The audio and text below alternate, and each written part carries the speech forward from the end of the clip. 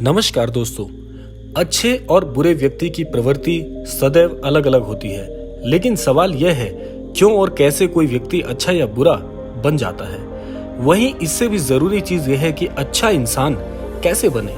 आज संसार में चारों ओर बुराई ही बुराई है। दंगे, फसाद, लड़ाई झगड़ा, हत्या और आपराधिक कामों से जुड़ी खबरों की कोई कमी नहीं है। इसका कारण है कि इंसान को बुरा बनना पड़ जाता है। कई बार जब इंसान की प्रवृत्ति बुरी हो जाती है तो संसार में बुराइयां भी बढ़ जाती हैं। गौतम बुद्ध की इस कहानी से आप जानेंगे क्यों कोई व्यक्ति बुरा बन जाता है और बुरे कामों को करने लग जाता है। साथ ही इस कहानी में आप जानेंगे कि कैसे बना जाए एक अच्छा इंसान। इस कहानी को आपके लिए बड़े ही अद्भुत प्रकार से प्रेषित कर रहे हैं। आशा करते हैं ये कहानी आपको अच्छे और बुरे में फर्क करना अवश्य सिखा देगी। तो दोस्तों, एक गांव में एक शातिर चोर रहता था। पूरा गांव उस चोर के बारे में जानता था, लेकिन इसके बावजूद भी कोई उसे पकड़ नहीं पाया। उस शातिर चोर ने अपना संपूर्ण जीवन चोरी करने में लगा दिया। इतना ही नहीं, आसपास के गांव और नगर में भी उसकी बराबरी का कोई चोर नहीं था। अब देखिए, चोर का एक बेटा भी था जिसे वह अपनी तरह ही शातिर चोर बनाना चाहता था। इसलिए वह अपने बेटे से हमेशा कहता था, कभी किसी साधु या सन्यासी के उपदेश को मत सुनो। यदि कोई कुछ कहे भी तो अपने कान बंद कर वहां से चले जाओ। बचपन से ही उसका बेटा अपने पिता की इन बातों को सुनता आ रहा था, जिस कारण से ये बातें उसके मन में बैठ गई। ऐसे में बड़ा होकर बेटा भी अपने पिता की तरह एक शातिर और कुख्यात चोर बन गया। एक दिन उसे बड़ा लालच आया और वह राजा के महल में चोरी करने के उद्देश्य से जाने लगा। तभी रास्ते में लोगों की भीड़ नजर आई। लोग चोर को देख रहे थे। चोर ने देखा कि लोग एक सन्यासी के चरणों में गिरकर उनका आशीर्वाद ले रहे हैं। वो सन्यासी गौतम बुद्ध थे।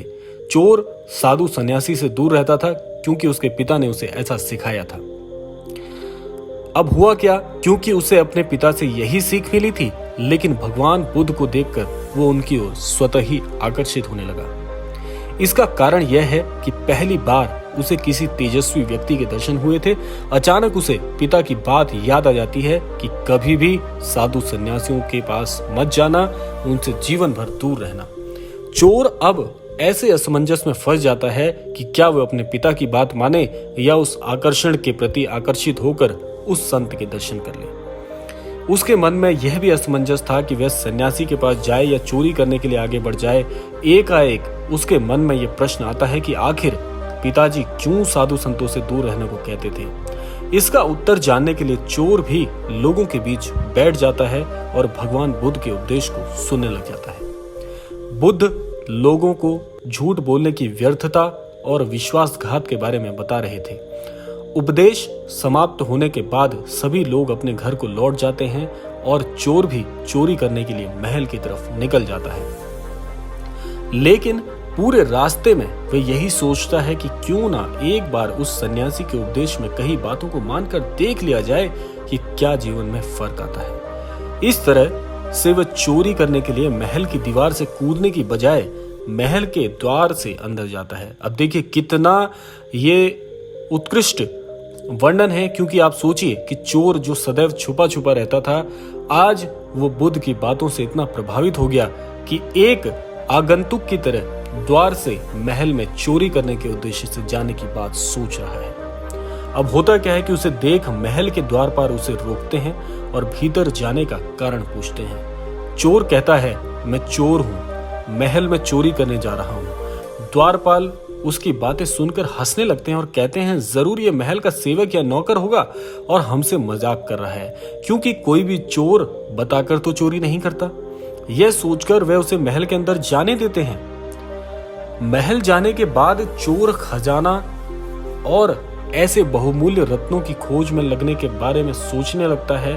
महल जाने के बाद चोर खजाना रखे तिजोरी के पास पहुंच जाता है और तिजोरी को तोड़कर धन और आभूषण की पोटली को अपने पास लेकर उसमें आभूषण भरने लगता है।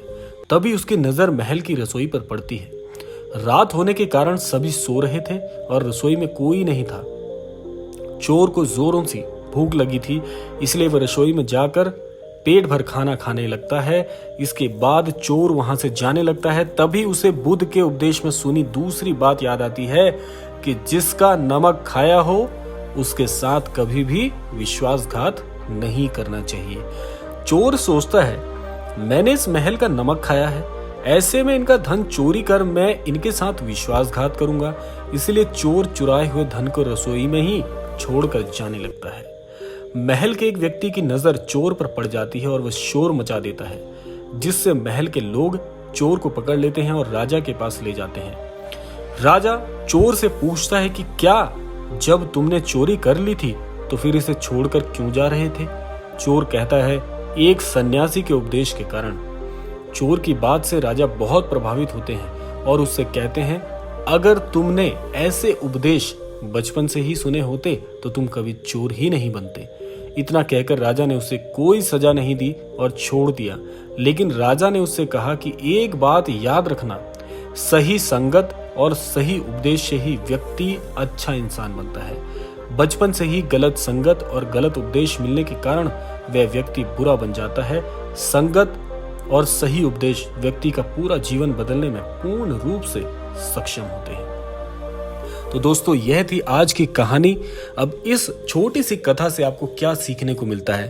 देखिए, बुरा और अच्छा कोई भी व्यक्ति जन्म से नहीं होता और कई बार आपने सुना होगा कि हालात व्यक्ति को अच्छा या बुरा बनाते हैं, लेकिन ईश्वर की इतनी अच्छी विधान है, ईश्वर का इतना अच्छा आशीर्वाद है कि केवल पशु पक्षियों को छोड़कर मनुष्य को ही सबसे उत्कृष्ट कृति बनाया है।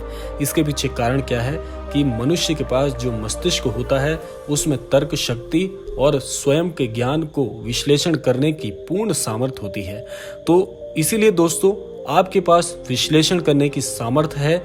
आप सही और गलत का चुनाव अपनी बुद्धि और तर्क के आधार पर कर सकते हैं। यही सही मायने में ज्ञान होता है और ऐसे ही सच्चे ज्ञान से व्यक्ति, मनुष्य और जितने भी जीव हैं वो सही या गलत का चुनाव करते हैं और जीवन में उसी के अनुरूप व्यवहार करते हैं। तो इसीलिए कहा जाता है कि जीवन में ईश्वर का साथ भी बहुत महत्वपूर्ण है और उससे भी बड़ा आपके गुरुजनों का आशीर्वाद और उनकी शिक्षाएं। इसीलिए आज के इस क्रमांक से यही आशा करते हैं कि आपको ये क्रमांक पसंद आया होगा। ये कहानी निश्चित तौर पर आपका जीवन बदल सकती है यदि इसके अनुरूप व्यवहार किया जाए तो दोस्तों, आज के लिए इतना ही। मिलते हैं अगले क्रमांक में, तब तक के लिए बहुत बहुत धन्यवाद।